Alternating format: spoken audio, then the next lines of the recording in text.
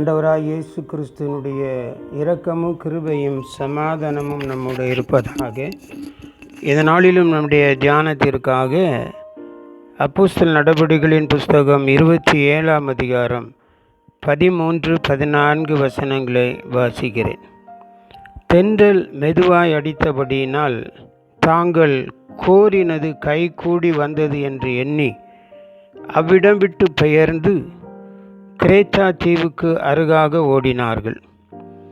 கொஞ்ச நேரத்துக்குள்ளே யூரோக்ளிதோன் என்னும் கடுங்காற்று அதில் மோதிற்று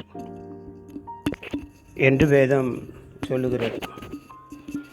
அப்போஸ்தலனாகிய பவுல் ராயனின் விசாரணைக்காக யூலியு என்ற நூற்றுக்கு அதிபதியின் மூலம் இத்தாலியாவுக்கு கப்பலில் பயணம் செய்கிறான். அவர்களின் கப்பல் பயணத்திலே கடுங்காற்று அவர்களை தடுத்தபடியினால் மெதுவாய் சென்று வருத்தத்தோடே அவர்கள் பயணம் செய்து கொண்டிருக்கிறார்கள். பயணம் காலதாமதமாக சென்று கொண்டிருந்தது.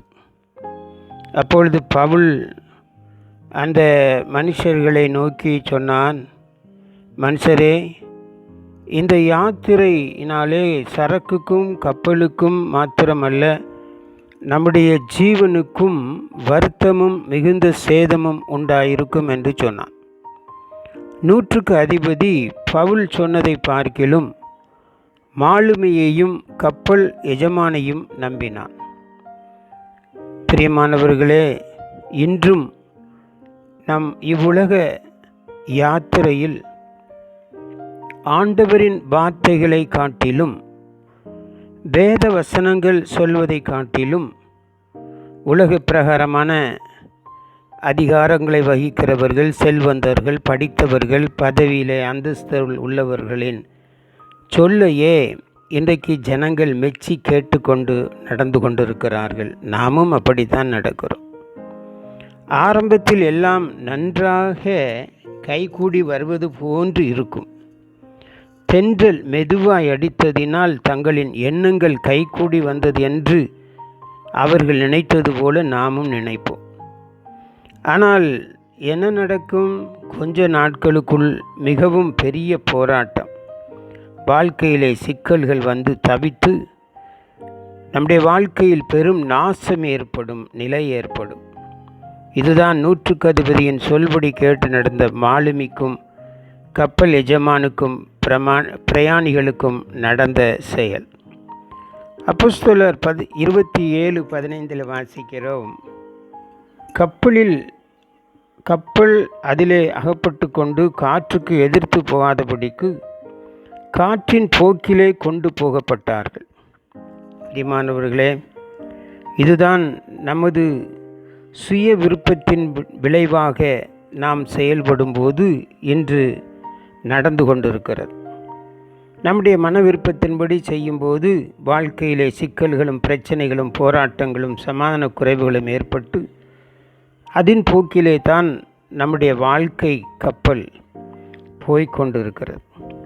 யோனா தீர்க்கதரிசியின் புஸ்தகம் 1 அதிகாரம் 4ஆம் வசனத்திலே இப்படி சொல்லுகிறது வேதம், யோனாவின் கீழ்ப்படியாமையால் கர்த்தர் அவனது வாழ்வில் பெருங்காற்றை அனுமதித்தார். யோனா 1:15 யோனா மாலுமியிடத்தில் ஜனங்களிடத்திலே சொன்னபடி அவனை தூக்கி சமுத்திரத்திலே போட்ட பின்பு பெருங்காற்று நீங்கி போனது என்று வேதம் சொல்கிறது. அருமையான சகோதரனே, சகோதரியே, நம்முடைய பாவ செயல்கள், நம்முடைய அக்கிரமங்கள், மீறுதல்களை தூக்கி வீசினால்தான் நமது வாழ்வில் அமைதி ஏற்படும். இயேசு கிறிஸ்துவின் இரத்தத்தினால் சுத்திகரிக்கப்பட்டு நம்முடைய பாவங்கள் எல்லாம் அவர் சமுத்திரத்தின் ஆழத்திலே தூக்கி போட்டார் என்று வேதம் சொல்லுகிறதே. அதற்கு கீழ்ப்படிந்து நடக்கும்போது இயேசு நம்முடைய வாழ்க்கையின் படகிலே நம்மோடு பயணம் செய்யும்போது நம்முடைய வாழ்க்கையிலே அமைதியான பயணம் ஏற்படும். சீசர்கள் அவிசுவாசத்தினால் பயந்தார்கள் என்று மத்தேயு 8:24 வேதம் சொல்கிறது. இன்னொரு பயணத்திலே இயேசு படவில் ஏறின போது அப்பொழுது காற்று அமர்ந்தது. மார்க்கு 6:51 அப்படி சொல்லுகிறது.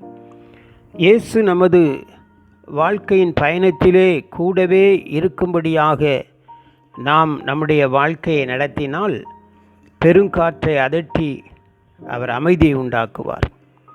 சங்கீதம் 107:23-32 வசனங்களை வாசிக்கும்போது கப்பலேறி கடல் யாத்திரை பண்ணி தொழில் செய்கிற நிலைமையை வேதம் படம் பிடித்து காட்டியிருக்கிறது.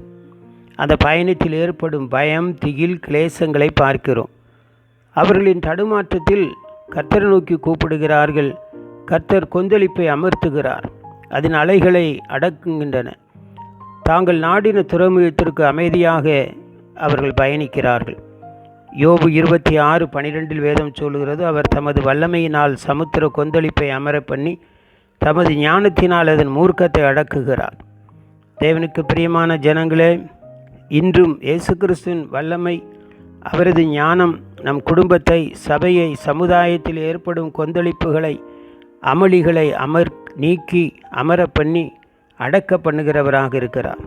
வேத வசனத்திற்கு நம்மை ஒப்புவித்து ஆண்டவருக்கு நம்மை அர்ப்பணித்து விசுவாசித்து நடப்போம் என்று சொன்னால் கர்த்தர் சதாகாலமும் நம்மோடு இருந்து வாழ்வில் ஏற்படும் அனைத்து இரோக்லித்தான் போன்ற கடுங்காற்றையும் அகற்றி அமைதியான பயணம் செய்ய கிருபை செய்வார்.